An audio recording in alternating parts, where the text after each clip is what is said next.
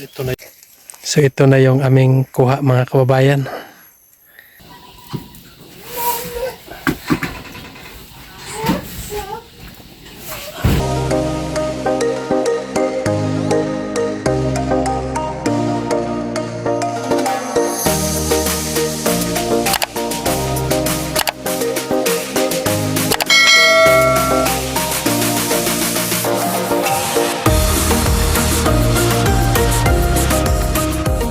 Magandang araw sa inyong lahat mga kababayan. Kumusta na kayo dyan? So nandito ako ngayon sa aking maisan mga kababayan dahil kukuha ako ng mais. Magluluto ako ng mais ngayon mga kababayan. So kasama ko itong mga pamangkin ko. Nandito yung pamangkin ko mga kababayan. Dala sila ng lalagyan para kuha kami ng mais dito. Para matikman na namin itong mais. Kasi masarap ito mga kababayan dahil hindi pa matigas ang kanyang bunga.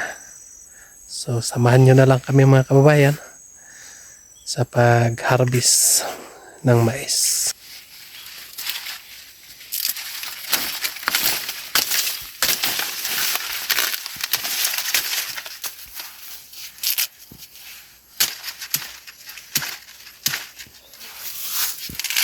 So ito na yung mais natin mga kababayan.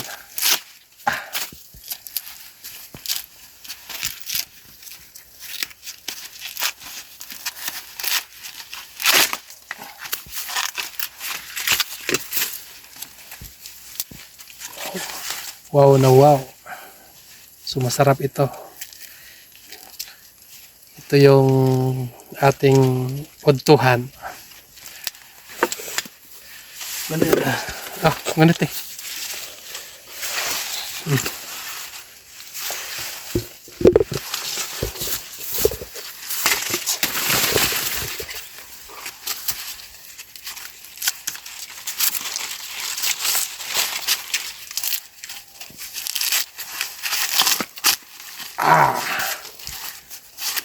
Wow.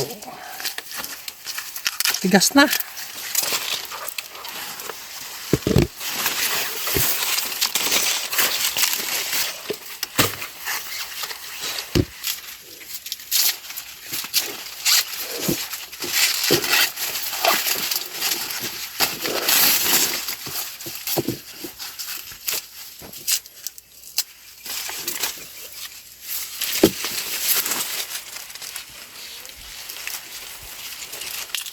So, ayan na. Medyo matigas na pala yung mais mga kababayan.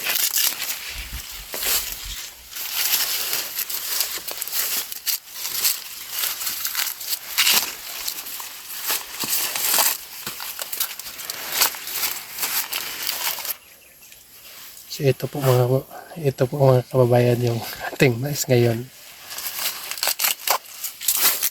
Malapit na tayo mag-harvest. Pero unahin muna natin pag-harvest. Kutsilyo bay. Wow.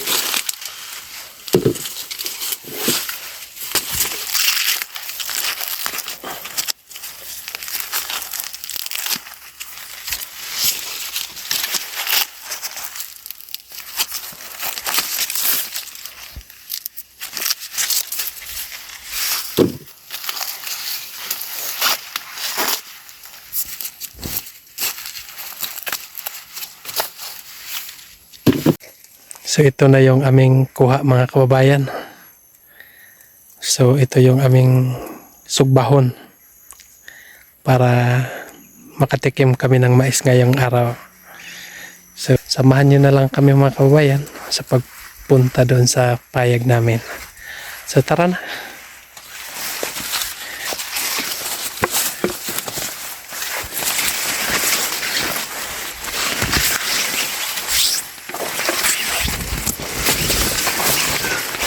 Yan po yung payag namin mga kababayan.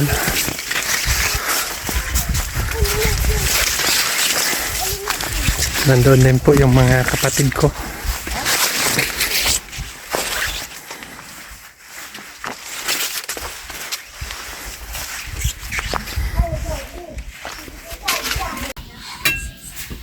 So ito na po mga kababayan, magsugba na tayo ng mais.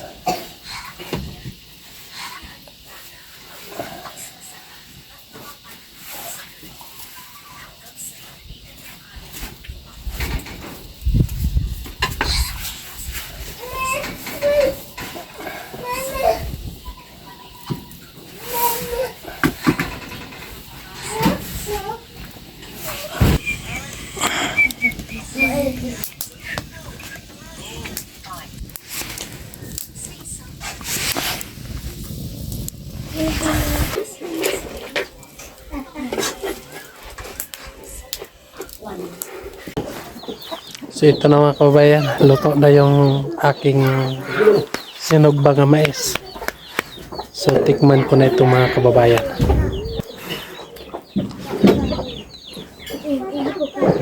Sarap.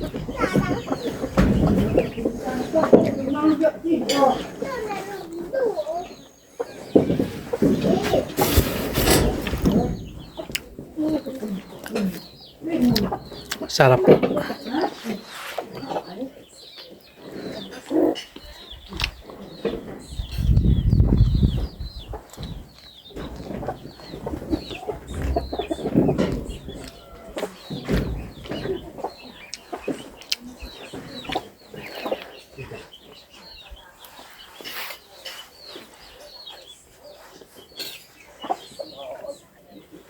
Kain tayo.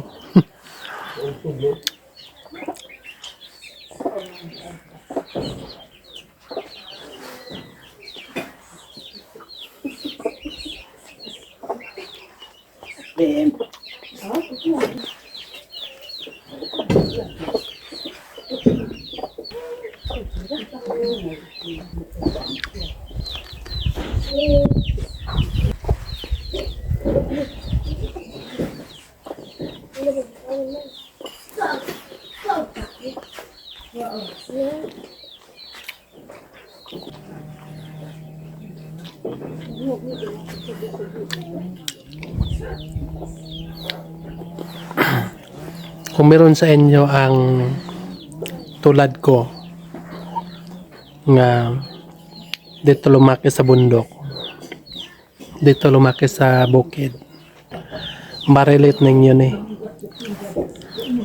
Kasi ganito lang ang gagawin namin kapag dito kami sa bundok. So ganito lang namin pagsugba yung mais. Ilagay lang namin sa apoy habang mainitan. So ganito na yung color niya. Medyo pagod na. So pag lahat ito ay ikot-ikot lang namin ito mga kababayan. Parang lechon. Ikot-ikot lang. Kasi po ay kapag hindi ikot ay hindi masarap. So kailangan talaga ikot para masarap. Para lahat ay mainitan ng apoy. So kailangan mo iikot ng ikot. Ikot ng ikot para maganda. So pagkain mo ay masarap mga kababayan. So ganito lang ang simple lang ang pagluto namin dito sa bundok. So dito sa bundok, kahit wala kang pera, kapag madiskarte ka at masipag, mabubuhay ka dito. Kahit hindi man tayo mayaman, basta kay marunong ka lang dito sa bundok, ay talagang hindi ka tuluyan mamamatay. Hindi ka tuluyan mamamatay sa gutom, no? So dito sa bundok ay sipag lang, no? Kaya ay ganito talaga ang natutunan kong pamumuhay mga kababayan. So laking pasasalamat ko mga kababayan dahil nagtagpo o nagkita kami sa Pugong Biyahero At tinulungan niya ako. Tinulungan ako ni Sir Paul nga mag-vlog na rin tulad sa kanya. So ganito na mga kabayan. So meron na akong konting kita sa aking pagbablog.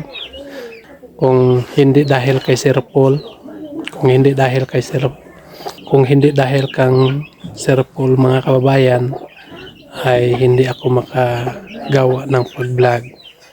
So ang ginagawa ko ay magba-vlog ako dito sa aking bukirin para kahit papaano ay kumikita din ako kahit maliit, at least merong kita buwan-buwan.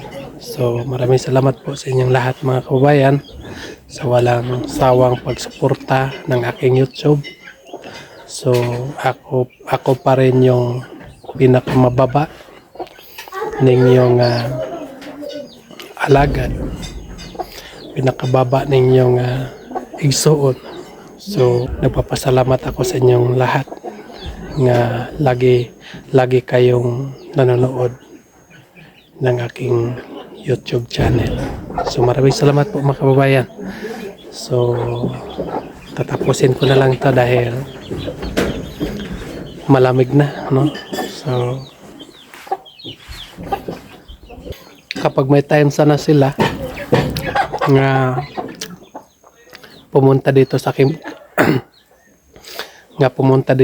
bukirin, so pwede din sila makapunta dito sa aking bukirin. Kaso lang po mga kabayan ay alam na nating lahat nga si Sir Paul ay sobrang busy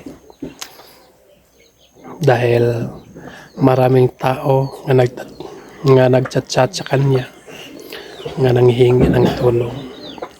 So minsan may mga tao nga nagchat-chat ilang buwan na, so hindi pa rin matulungan kasi po ay sobrang dami po ang magchat-chat kay Pugong Biyahero mga kababayan. So sana po ay maintindihan nyo ang ating Pangulo dahil po siya ay hindi niya kayang tayong lahat ay tutulungan niya. Sana po mga kababayan, yung nagchat-chat kay Sir Paul, at sana ay wag lang kayo magpakawala ng pag-asa at tulungan kayo ng ating mahal na Pangulo. So alam niyo mga kababayan ay ang ating Pangulo ay sobrang busy dahil maraming nagchat-chat sa kanya. So sana po ay bigyan kayo ng Panginoon ng abiyaya kahit nga hindi galing kay Sir Paul, dahil po ay ang ating Pangulong mga kabayan ay nakita nyo naman na sobrang busy. Punta ng Davao, punta ng doon sa mga ita. So sobrang busy po mga kababayan. So ang una-una ko lang ang nakikita kay Sir Paul mga kababayan ay hindi siya magbabago. Kung ano siya nung una, yun pa rin siya ngayon. So sana po mga kababayan ay huwag natin kakalimutan kahit mga busy tayo sa ating mga gawain.